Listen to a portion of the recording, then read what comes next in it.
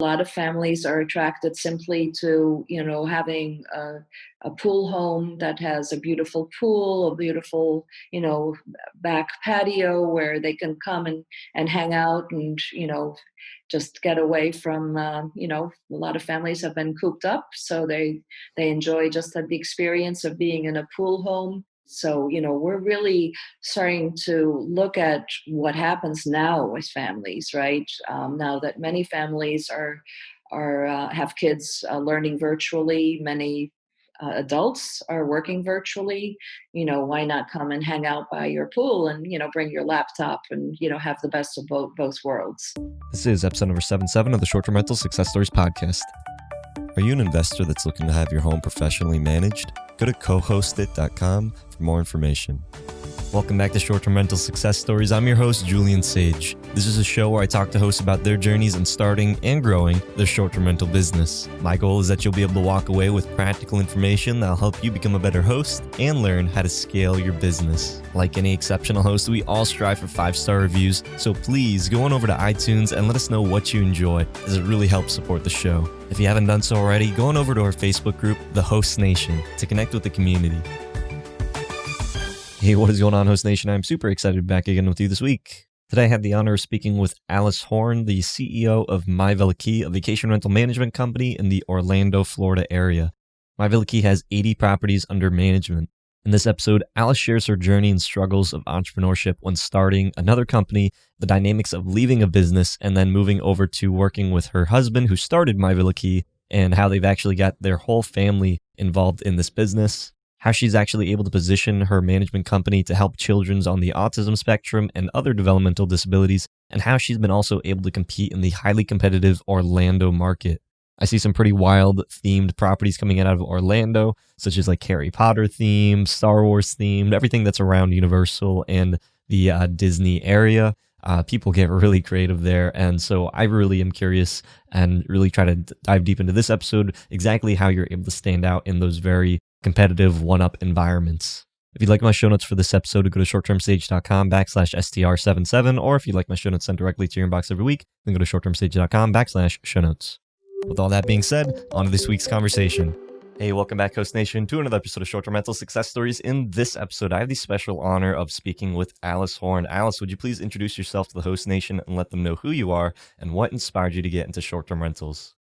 Absolutely. So I am Alice Horn. I'm the CEO of Villa Key. We are a vacation rental management company here in Orlando, and we really focus, just like the Orlando market overall. We're here for all types of families who visit Orlando and all of the attractions here.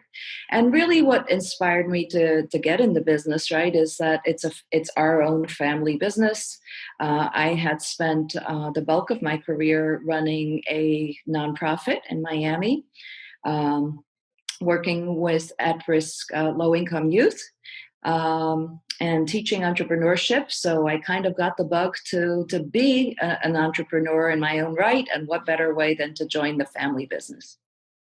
Wow. So can you kind of take us back to um, let's maybe start from the beginning of Villa Key. Like, what inspired your husband to get into this, and where were you at that time, like looking at your husband wanting to start this business? Yeah, so I feel like a lot of us in life, and perhaps particularly in vacation rentals, we have kind of a serendipitous journey or an accidental journey. Yet his career was spent in the apparel manufacturing business. When that sort of became more and more global, he decided he didn't want to travel as much. He became involved in real estate, but he didn't particularly enjoy sort of the long-term nature of real estate transactions. He was looking for something that was more constant, ongoing, that had daily activity, daily excitement, and became introduced to somebody in vacation rentals, and one thing led to another, and here we are, 8 years later. So it's been a great journey. You said the long term. What about vacation rental specifically was it that was so attractive to your husband at the time? Did he know that what entailed in the business and kind of like what to expect versus what lots of people do in the real estate, purchasing places, fixing them up, and, getting long-term tenants? Yeah, no, he was actually in commercial real estate, so he was in a completely different side of the real estate business.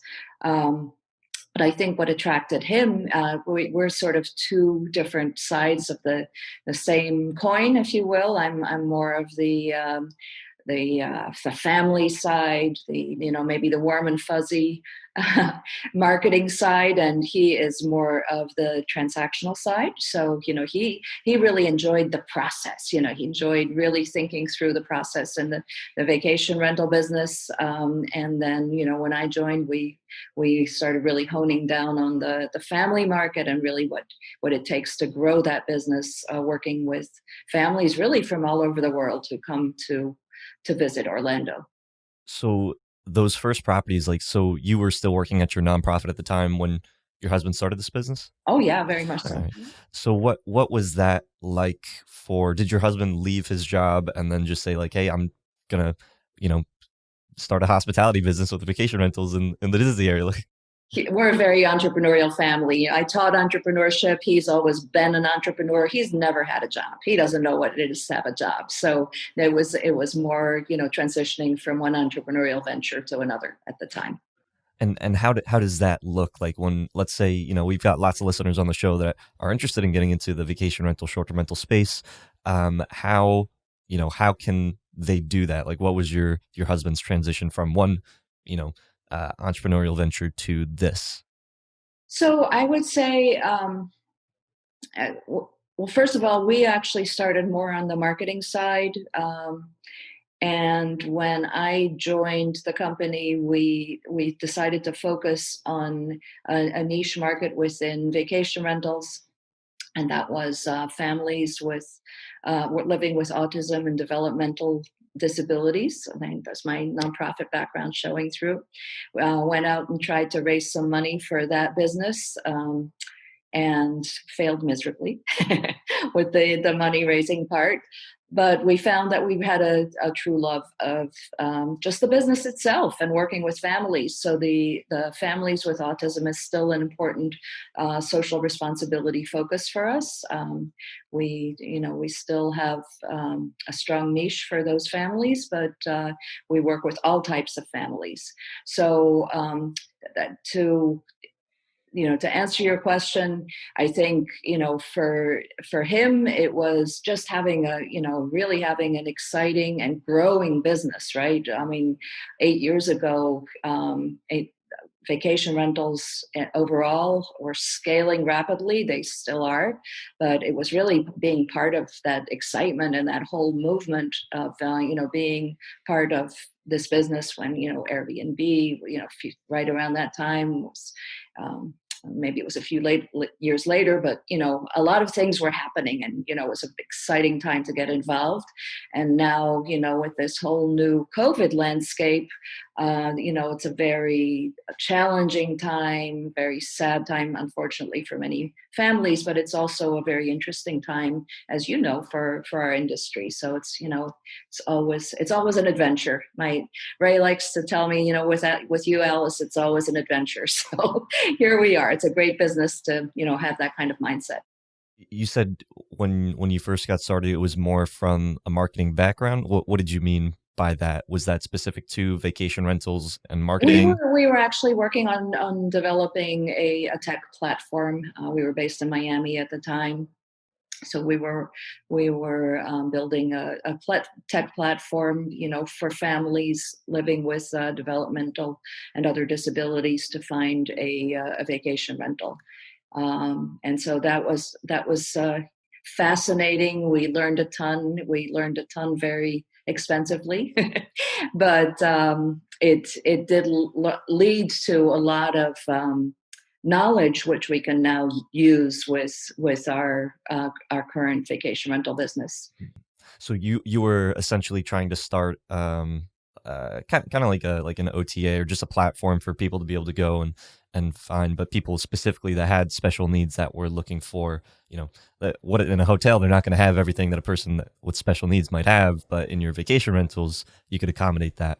Okay. So what were some of those lessons that you learned along the way? I'm sure that probably there's lots of people right now even that are getting into the space and they have so many ideas. And, this is such an exciting industry for me, especially, and for entrepreneurs like ourselves, because it's just like, man, I've got a brilliant idea. Let me go do that. But like you said, those ideas, they can cost money. So what were some of the lessons that you learned that you're applying in your business now? I would say start small. Don't start with a grandiose vision. Start with a few units, experiment, or even just one unit, experiment, and really learn the business. And then if your goal is to scale that up, that do the do the learning first and then the scaling. I think so many entrepreneurs in the past few years have tried to approach this with the big vision first. And that's not always the best idea, but thankfully we were able to hang in there and we're still here and growing strong. So, yeah, I would say, start with the business, but all along also at the same time, be very clear about who your target market is. It's not enough to have a nicely decorated vacation rental unit. You really need to focus on what your customer needs. Make sure that not only in the vacation rental itself, but in all your marketing and everything you do, that that customer shines through and is honored every step of the way. Yeah, I definitely want to touch more on the marketing and the branding side and how you guys are working on that. Going back though, so your husband started this business. Did it take off like right away? Was it kind of a slow growth? Like how was that progression? It was slow growth. It was definitely slow growth. I would say in the very beginning, it took off, and then it kind of slowed down as that things got more and more competitive. And so it was definitely a journey. Why do you think that it took off right away but then slowed down? Because I think back in those years there were relatively few people kind of using newer approaches, etc., and then those approaches became commonplace. So like any entrepreneurial venture and vacation rentals, it's you constantly have to reinvent yourself, and this time is a perfect example of that. What were some of those approaches that worked in the past that eventually stopped working? Because different markets might have, different, you might be able to use the same approach in one market that, another market, might not be able to work in. So what were some of those things that you were doing or Well, that your husband believe was it doing? or not, using the OTAs to market. That and back in the day, I don't know how much you know about the Orlando market, but it's a very long-standing, mature vacation rental market. There's 65,000 vacation rentals here, so it's a little bit competitive. And back in the day, there were tour operators and different ways of marketing, which still exist to this day, and some do a very good job. But back in the day, it was still relatively new to market on Airbnb, for instance. That was people were still kind of testing the waters with that, and that's hard to believe today, but that's the way the landscape was. So what was the business like when you said that it kind of picked up really quickly? About how many properties uh, was picked up within a certain time frame for your husband? Well, I'd really like to go back to when we really decided to firmly focus on Orlando. We actually personally moved here. That was a year and a half ago. We had an opportunity because we were running the business remotely from Miami. We moved here because we saw that this was clearly where the opportunity was for us personally, based on our background and what was just what was getting traction for us at the time. So we moved to Orlando a year and a half ago. We started out with actually about 50 properties at the time, and we're up to in spite of COVID and everything else, we're up to almost 90 now. Wow. So you were operating all of this out of Miami. Were you growing in Miami, or were you just focused on Orlando? We found that the Miami landscape just wasn't for us. It's a very exciting vacation rental community in many ways. Legislatively, it's very complicated, as you probably know. And for us, we found it more attractive to grow in a community where vacation rentals are well established, and there's just a very wide supply of legal licensed vacation rentals where you don't have to worry about all the legislative issues as you do in Miami. Wow, okay. So, a few things there. First thing, I guess, would be, lots of hosts. One of the most common objections for people that are operating remotely is like, hey, well, why would I hire, my Villa Key, Ray and Alice when they're not local? When I could hire someone out of all the other property managers in Orlando that live there, and maybe the property managers even go to the properties and they'll change light bulbs and stuff like that. How do you overcome those objections? Well, we're here now. I mean, that's why we moved to Orlando. We needed to feel and touch and be near our product, and so that's why we moved to Orlando. But you grew up to around 50 properties before even moving. Yes, yeah. So what But were it the was really more on the marketing side, and then we worked with a variety of companies here to help us on the cleaning and maintenance side. But it just became very clear that we needed to be here as well. So here we are. and what were some of those objections up to those 50 properties that you were able to overcome? I would say just when there is an issue with a guest, not having that sort of direct connection, not being here to be able to resolve the issues.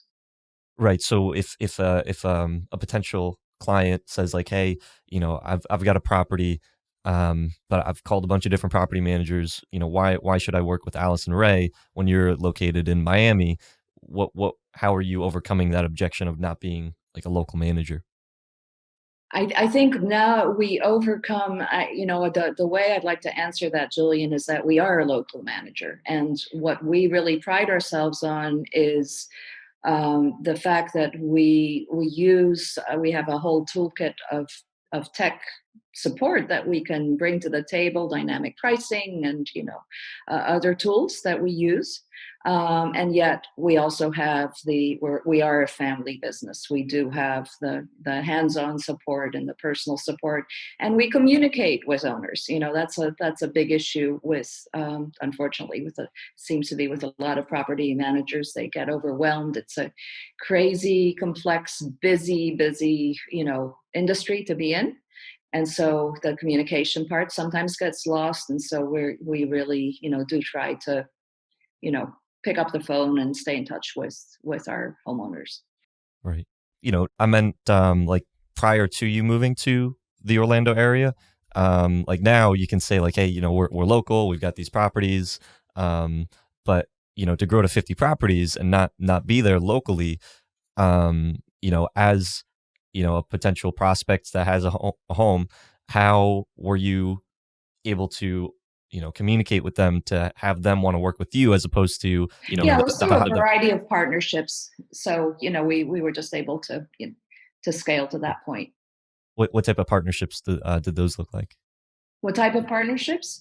So with companies who particularly needed, they might have been doing a great job cleaning and maintaining the home, so they needed that marketing support. So we were able to join forces. So that these are properties that there was cleaners. It was just a homeowner that had a cleaner, and what could you kind of expound on that? So yeah, there were homeowners who already had cleaning companies, and then with those companies themselves, we formed partnerships, and collaboration are a great thing. So that's how we were able to expand to that point. So you actually partnered with the cleaning companies of the homeowners. Yes, and among other partnerships as well. Okay. And what type of other partnerships is that? Like, I don't want you to reveal your whole trade secrets, but I'm just curious. I mean, a lot of it was just the whole toolkit that we already had put together with our various softwares that we were using. And, um, as it is when you're growing a business, you add one more little cog in the wheel, another little cog in the wheel, and then all of a sudden, things kind of click and you start getting momentum. And that's what happened to us. Okay. Going back, you said, what was the business like when you first started 3 years ago? Like, what was kind of that reasoning? Like, hey, I'm going to be leaving, a job that, you started this nonprofit yourself. I did originally, and then I joined forces with a national nonprofit, and we became the South Florida chapter. Yeah. Okay. And So so, yeah, I started it, and then it grew to 3,000 students. Today, it still continues to be the largest chapter of its type in the U.S. So it was, a very exciting time, but it was 15 years.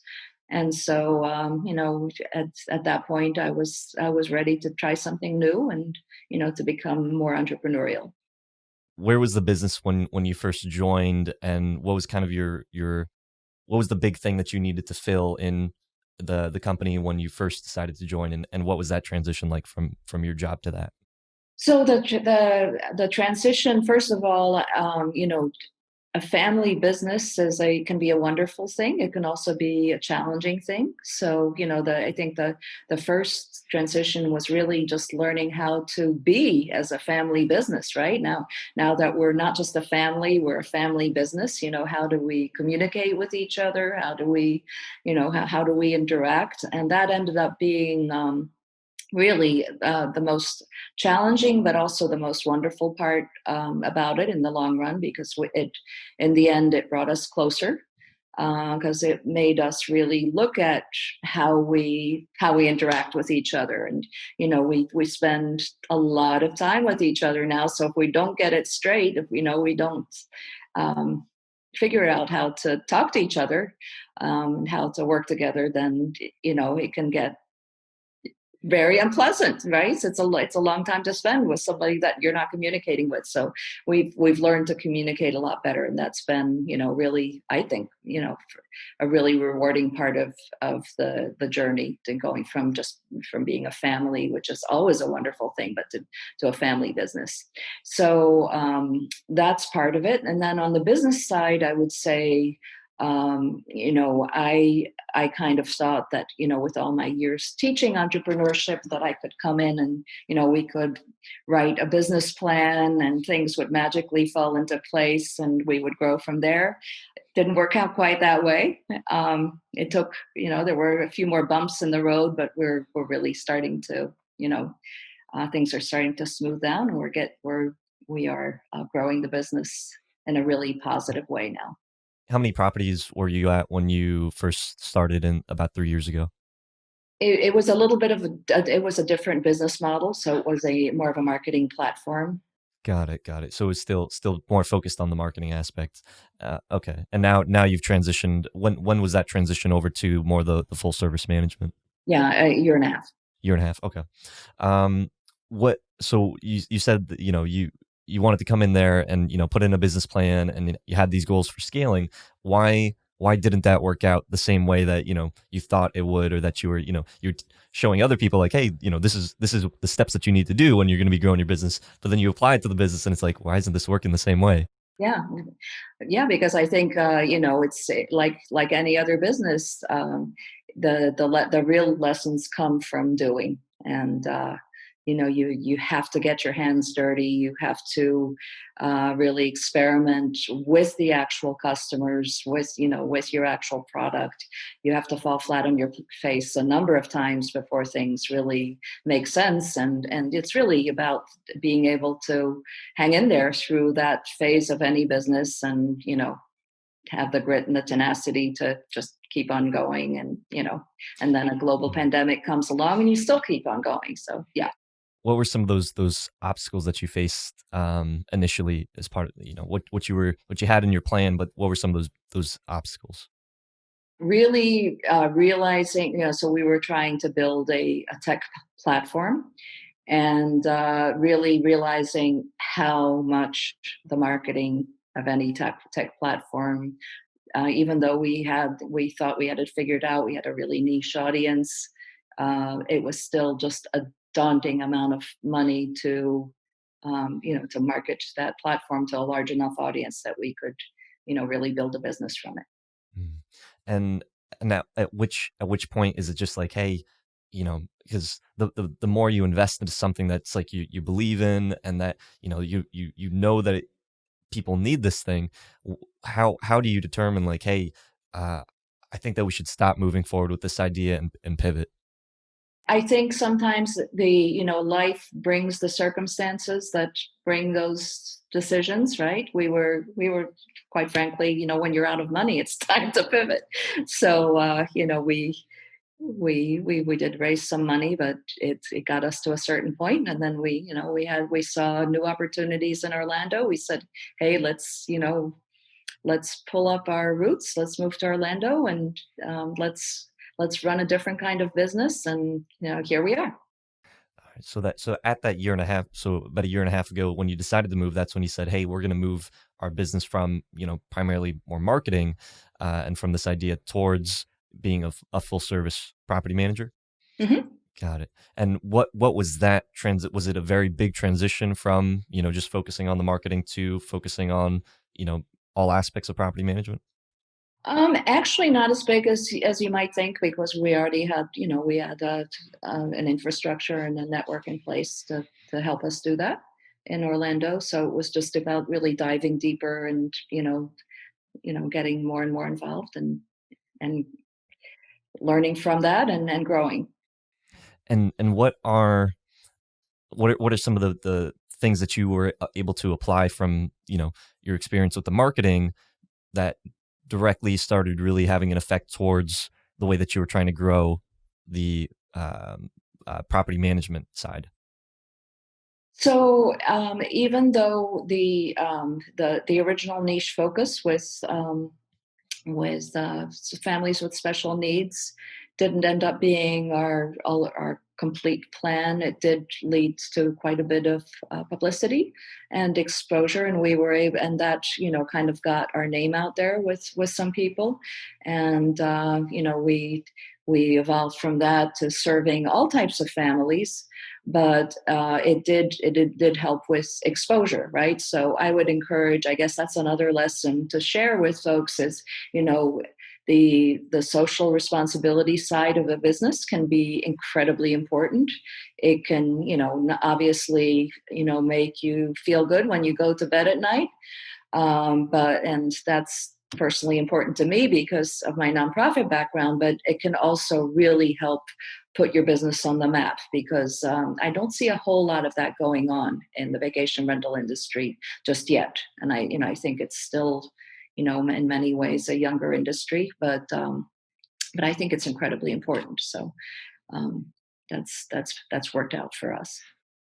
And marketing, like you said, there's not a lot of people in this space that maybe are marketing the the way that like you were trying to grow from a marketing aspect, so you have a very different mindset than maybe a lot of vacation rental managers, where it's just like a lot of their business is probably just referral based, like, oh, like they've got they take care of these properties, hey, I know a person that can do that, and then they grow their portfolio. But you're saying you went in there with like, hey, I know what marketing can do, and we need to be able to grow it from that perspective.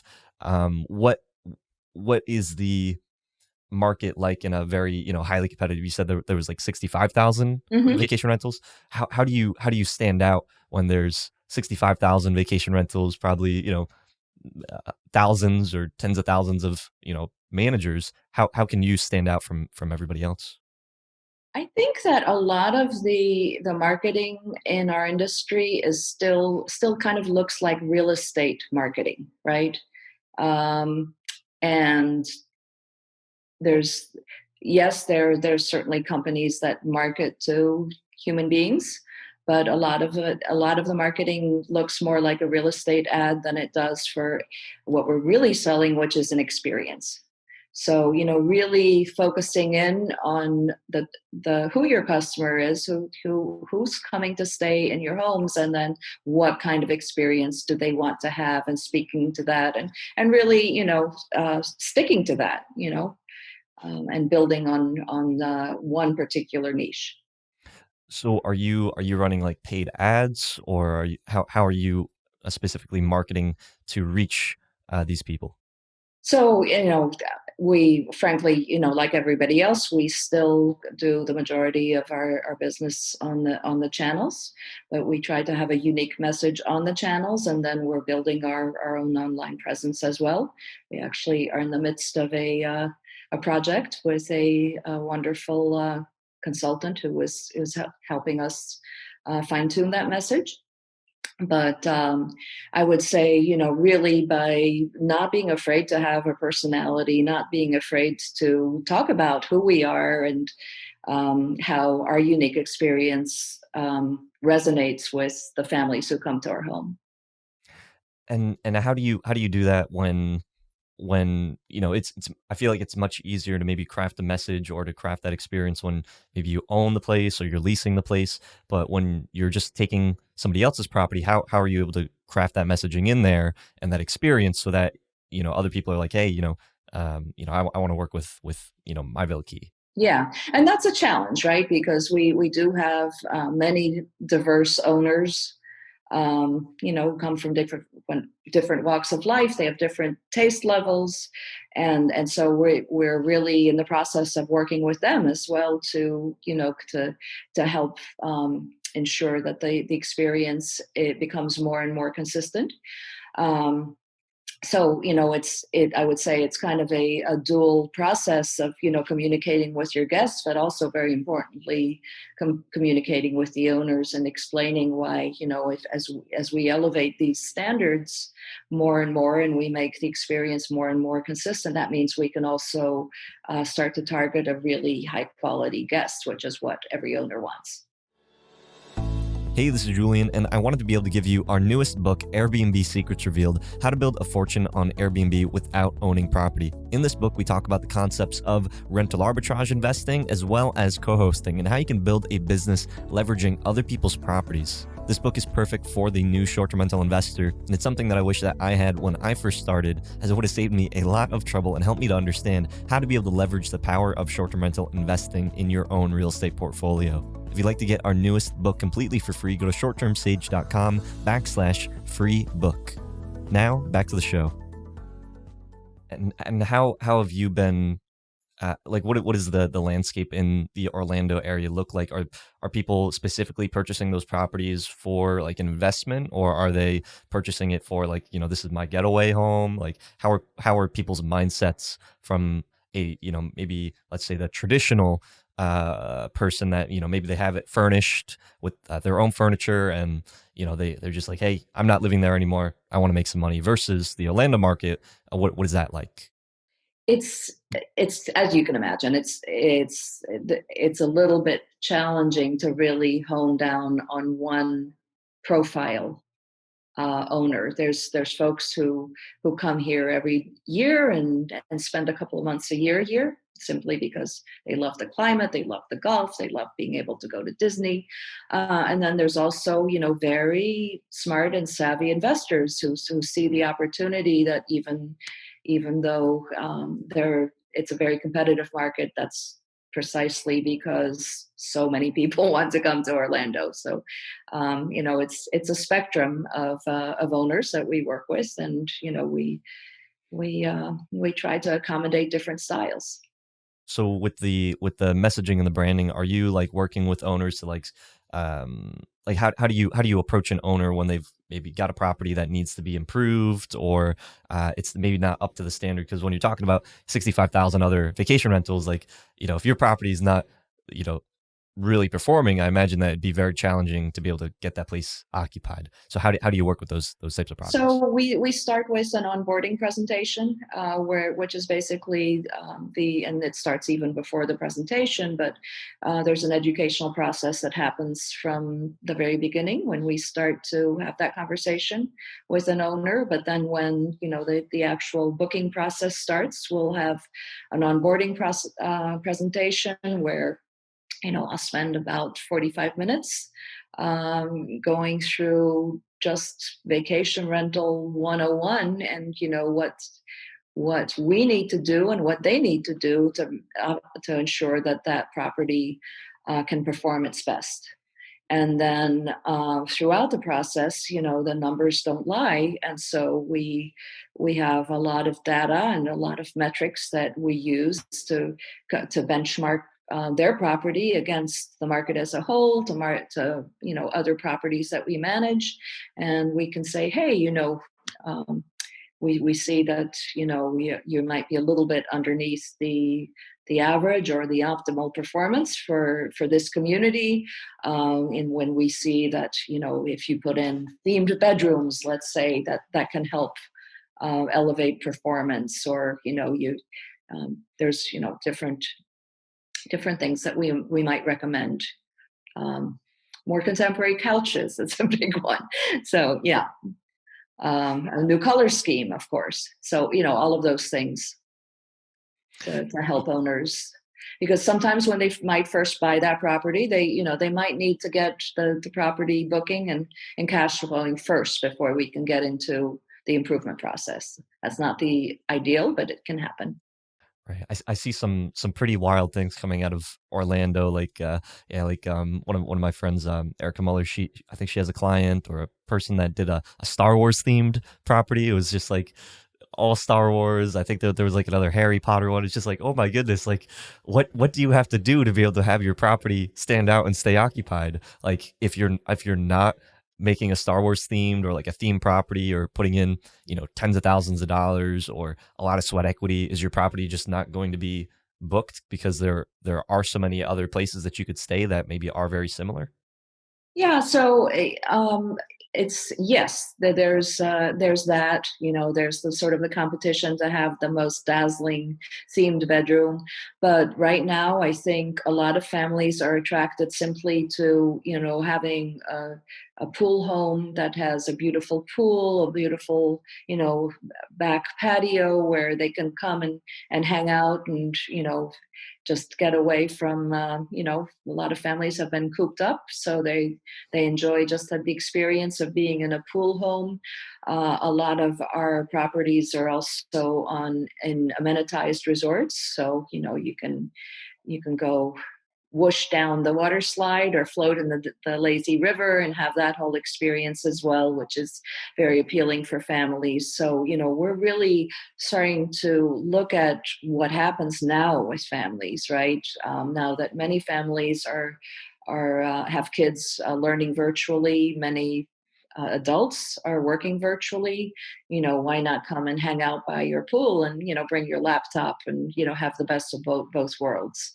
So that's kind of a whole new experience. The traditional travel calendar may be changing, and we're learning it along with everybody else. But it's really about it's partially about, yes, setting the home apart with photography, with some decorating touches, but then it's also about how we communicate with the guests. And I would say communication is really the number one aspect of how we set ourselves apart, really communicating with them in a way that shows them that we understand their needs. For Orlando, what do you see the majority of managers doing, or that the majority of the properties are doing? Is everybody, like you said, taking those photos that highlight the experience, communicating with the guests, to have it a welcoming stay? Are hosts not doing that, and that's why they're not able to maybe stay occupied? Or like what would you say is the kind of the general for the Orlando area, like how managers operate? Yeah, I mean, of course, there's some managers that have large and very sophisticated operations, and then there's others that are, mom and pop operators. Perhaps they've been in business, for many many years, so they're looking to reinvent themselves, or maybe they're struggling to reinvent themselves for sort of this new market. So I would say that it's not necessarily commonplace to have really streamlined communications and some of the things that we think are very important. previously you mentioned, you highlighted some of the aspects, the tools, dynamic pricing for channel manager, all these different tools. Are these not things that a lot of the managers are using in Orlando, which is why you guys kind of stand out a little bit differently? Yeah, I would say quite a few managers are not using, the tools, or, they might just not be using them quite as seamlessly as necessary, so, um, it's because the vacation and rental industry really, it's been around for decades. And so there's still, still some folks who take shall we say, a more traditional approach. What are the top performers in the Orlando area doing that you're seeing? Are there like specific people that have like the majority of the properties, or is the market more broken up into, individual, self-managed, or, mom and pop managers, or are there like, big players like Evolve that have most of the properties in the area? No, I would say that there's some bigger players, but they're property managers. There's certainly a lot of self-managed properties. Um, I don't think the big players like Evolve have as much of a foothold. What's the difference from, I guess, what the much larger operators versus the self-managed, and kind of where, maybe you see yourself in between there? What do you see the difference between the three? Between the self-managed and the okay, so this is actually we met on Bigger Pockets, and this is a lively discussion that I see all the time. That so it's better to self-manage because you're not paying commission. Well, certainly nobody enjoys giving up a percentage of their proceeds. However, I would say that when you have such a competitive market, if you're not using dynamic pricing effectively and really, really understanding it, right? If you're not watching your numbers every single day, if you don't have a revenue manager, it's pretty tough to have your property book as effectively as it should. And so we see, when we talk to managers, or I should say to owners who've been self-managing, and then they decide they need help, they usually find out that even after paying the commission, they're still performing better. Um, or they might be coming out about the same if they've been doing it for many years. They have a very mature listing, great reviews. They may, the chances are they've been performing well, but they're still breaking about even with us as they would on their own, and they've been doing all that work, to manage the property. Yeah, that's one of the one of the most interesting objections that I hear is, like, before they even know like how much, like they might even not know how much they make on a property, but as soon as you throw out like, oh, it's 15%, 20%, 25, whatever the percentage is, they're just like, oh yeah, well, I don't know about that. Like that's what. So, but how do you personally overcome, like, when there's just they don't even know maybe how much of their property can operate to the full potential, and you have the data because you have properties that are performing.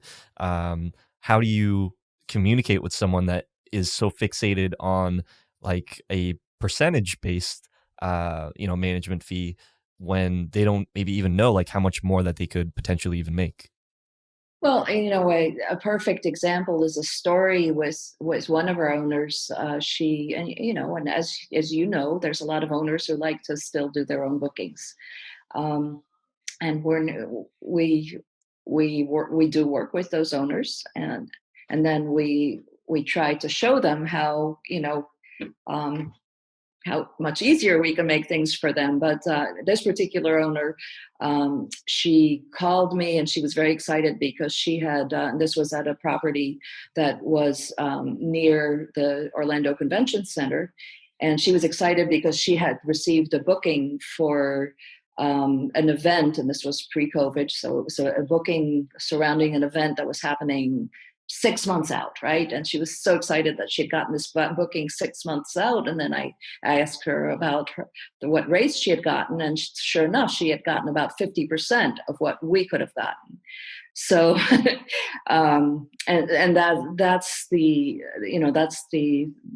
challenge with such a dynamic market, right? It's the extreme peaks and valleys that folks are missing out on um, for the holidays and other peak seasons. They might be missing out on really, they might be too shy to really charge top dollar, that the market will bear for the holidays or peak seasons. But then by the same token, they're not lowering the prices enough for the lower seasons. So then their listings go silent, and nobody wants that to happen, because then you're going to drop down to, your visibility will drop way down on the channels. So it's keeping that balance. What was the most challenging part of scaling when you did move and switch your model? What was the most challenging part of scaling your business at that time? What was the most challenging part of scaling? It actually, and this is an honest answer, it didn't feel as challenging as one might think, because it became much more real, right? And t- dealing with a real business that's working and growing, um, fairly rapidly, you get swept up in that, and it's uh, it's fun. So yeah, I don't remember it as being. I'm sure it was very challenging, but I remember it just being a positive time, and still feel that way. So I just kind of wanted to hit on this one more time. Um, with it's for a lot of managers that are in different locations. There maybe isn't as much option for people to go and shop around, and maybe even the mentality of some people is not to like shop around. Like there are some owners like that. Let's say will reach out to me in our company, and they'll say like, hey, Julian, I've got a property, I want you to manage it. Um, but then there's other people where it's like, hey, I've got a property, it's in a vacation area. I've talked to this company, I've talked to this company, and I'm weighing out my options. When you're in a place like Orlando where there's lots and lots of options for people, how do you communicate with the owners to be able to, really, I guess, differentiate yourself, or to really um have them want to work with you, as opposed to, maybe their mentality is I've got to talk to all these different people because there's so many different people out there. I would say that the strongest um, way of building trust is still the relationships and the referrals that you have. There's no real secret sauce here. It's really about, if an owner hears about us from another owner or from their realtor, um, or somebody else that they trust, then that's obviously the best way for us to build that relationship. But then the other thing that we really try to do is we're very generous with our time and education before the relationship even starts. We you know we help them evaluate the property. We do all kinds of things to build a relationship, and partly because we enjoy that. We enjoy helping people and educating people. That, again, that might come back to my nonprofit background, but it's also, it's just the best way to build that relationship. Have you ever gone through the end of that, kind of that discussion, to then have them at the very end just be like, oh, I'm not interested, or oh, yeah, I'm not gonna do this. What, like, how much time and energy are you investing into a person before saying, and before just kind of saying like, hey, are we going to move forward, or are we not doing anything? Um, what has been your experience with onboarding We clients? probably spend way too much time and energy before we go there. um, I don't know. We're still fine tuning that process, but we I think we lean on the side of trying to really work with somebody and helping somebody before we step away. Mm. Have you ever turned away anybody, like saying, "Hey, we're not a good fit," or this wouldn't work? And what are some of the reasons why you turn somebody away? It was very clear that this person just wasn't going to trust anybody, and we could see that there was, she'd been burned a couple times before. she'd been through a number of property managers, and she was just so leery of, the situation that we said, hey, we think it's better just to move on because it was she just wasn't, you know, Right. it wasn't going to become a real partnership. Wow. So she was just looking for different property managers to fix the problem, but she still wasn't okay with moving forward because of her past experience. So how you just said like, hey, this is going to work just because of the mentality, or like in that situation, like, maybe there's property managers that say like, hey, I've got this person that, they're reaching out to me, they want me to manage.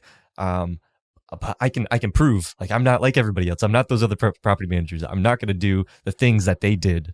How do you communicate with that person, or should you even communicate with that person if you know that you're not like those other people? Yeah, so I think, it's all about transparency. You show them where, we do this, we do this, we show you these numbers, this is what our statement looks like, all of these things that you do. And then, at the end of the day, if there's still a strong sense that the chemistry isn't there, then, maybe it's time to move on. I don't think it's, at some point it's not really a magic formula. It's more of a gut feeling, and that's what it came down to. What has business been like in the Orlando area with everything that's been happening during COVID? Have you guys lost your shirts and this is it, or are you growing right now? Like what has been We're um, growing. growth? We're growing because unfortunately, some other folks haven't been able to survive. I would say that it's been just an incredible roller coaster, right? We had a total government shutdown. Our governor shut down vacation rentals for quite a few weeks. We were able to work with essential travelers and stay afloat during that time, and then so that the shutdown ended mid May, and then June ended up being our best booking month ever. So it was um, just an incredible roller coaster. Then, what cases did spike in Florida in July. So, things kind of slowed down again in July. Although we were going steady the whole time, and now, it's going back to normal, and, you know, just getting stronger and stronger. What would you say is the big difference from the people that weren't able to make it, through this period to what you guys were doing? Again, using the right pricing strategy was extremely important. So I would say it was a combination uh, of pricing the homes appropriately so that we could still get some bookings, but then at the same time being extremely vigilant about screening guests, because as you know, it's a global issue with vacation rentals right now that people are having parties, people are using the rentals for all the wrong reasons. So we really increased our standards for screening guests. Have you seen the landscape change for management now than it was before? Yeah, so I think one key difference here in Orlando is that there's a closer mechanism to work with HOAs for the communities. They are now using new softwares and new ways of screening guests at the gate. So even though it adds a new layer of complication for us because we now have to register everybody, make sure they have license plates and all that good stuff. It's incredibly helpful and supportive for us to have the people actually at the gate screening guests, and not trying to do all of that remotely. Do you think that, there's a lot of fear right now of people interested in getting into, vacation rentals, short-term rentals, and let's just say like in the Orlando, I mean, 65,000, with everything that's happened with COVID, um, do you think that people can still come in and be able to grow a good business, or do you think like, hey, I've just got to wait this out? I think there's always opportunity in challenging times. So I would say absolutely, now's a great time. Um, Maybe even more so a couple months from now. I would say right now the real estate side of things, homes are selling briskly. It's very much, um, you know, there's not a lot of inventory out there, and so that speaks for itself. There's a big demand for vacation rentals in Orlando. So even with the, the vast amount of properties in the area, I mean, is everybody just cutting their prices, or like how are you able to, keep properties occupied and still, be able to make, profit for yourself and for the owners if, everybody is just kind of like, cutting to the lowest when there is so many properties available? Um, we consistently outperform the market by about at least 20%. We use analytics software to benchmark our performance, and we so would what I think honestly is that it's about timing, right? It's about lowering prices soon enough. It's about making sure that you always get some bookings. It's and then reviews are critical. So we just make sure that we have those listings that have enough positive reviews that people will trust those listings and book our homes.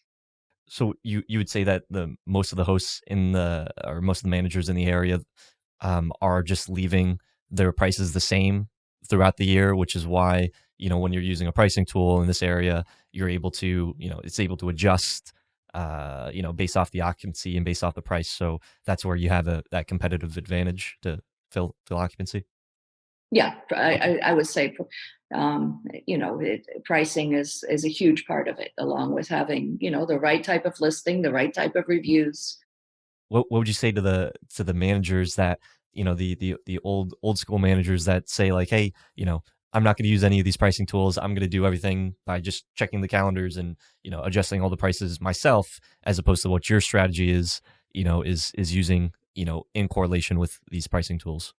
Yeah, I mean, I would say that, anybody who has used Amazon, for instance, is used to, if you're looking for, I don't know, a new light fixture, some gadget on Amazon, what's the first thing you're going to look at? You're going to look at the prices and you're going to look at the reviews. So most people are pretty familiar with that, from using other online shopping experiences. So we're no different. And a lot of folks are pretty good at filtering according to prices and reviews. So you basically have to understand that world really, really well in such a Mm. competitive market. What would you do differently if you had to start from scratch? I think again, I would we would go in really learning the business in a small way instead of having sort of this big vision and then having to dial back and become a more of a lifestyle business, which we discovered is what we loved all along, right? Being a family lifestyle business with a couple of tech tools in our toolkit. So I would say, starting that way might have made more sense. But hey, whoever does things in a logical way. So we haven't we Awesome. haven't been so fortunate, but that's what I would say. Really, really learn the business from the ground up, but then all along educate yourself and hone in on that market. Understand, you know keep the big picture in front of you, right? But don't sort of start with that big picture. And what would you ask another host, maybe a host that's in a, kind of the same area or same, same kind of place as you that's operating their business, or maybe that next step that you want to go? If you could ask them anything or be able to, jump into their business or mind, what would you want to know? That's an interesting question. Um, I think we are pretty good on the marketing side. I really would want to understand more about really creating the guest experience in a very thoughtful way inside the homes. So we've grown We've grown pretty quickly in terms of inventory, and we were very aware that our next, the next chapter for us is fine tuning the guest experience. Um, from having the right welcome packages, the right concierge service, really the thoughtful touches for people in our homes. So that's something that I'm all about that now. And where do you see, last question here, where do you see the world of short-term rentals going? Or let's just say in your market, like how are short-term rentals kind of shifting, as with everything that's happening with COVID, as more people are moving into the space, Airbnb, their IPO, I don't know if that really will have a big impact, as far as, your business, but where do you see the market going where you're located? So I think that what we're looking at is sort of the convergence of millennials becoming families, right? Millennials are now, and it used to be, millennials have been using vacation rentals all along, and they are now, entering a new phase in their lives. Um, and so, what will the vacation, and what do you do? What's the first thing you do with your kids? What's the first vacation you go on when your kid is 3 years Yeah, old? go to Disney. You want those photo ops with Mickey. Yeah. So everybody comes to Disney. You could be the most sophisticated New Yorker, or from any place in the world. Disney is still one of the most powerful brands in the world, and creates some of the most powerful experiences for folks. So everybody ends up coming to Disney. So and of course Universal and Harry Potter, and all of those sort of iconic characters in our kids' lives.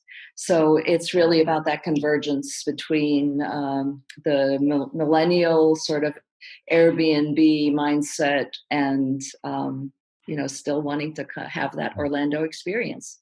And what's the best way someone can reach out to you, Alice? If they have any questions or they want to be able to find out more about you and your company, how can they reach you? They can reach me at alice@myvillakey.com. Awesome. Well, thank you so much, Alice, for taking the time to share with the Host Nation. Until next time, keep on hosting. Thank you, Julian. It was great. Appreciate it. Hope you host benefited from the show. If you found value, please go on over to iTunes, leave us a review, and let us know what you enjoy about the show. If you'd like to talk to hosts that have been featured in these episodes as well as the community, go on over to our Facebook group, The Host Nation.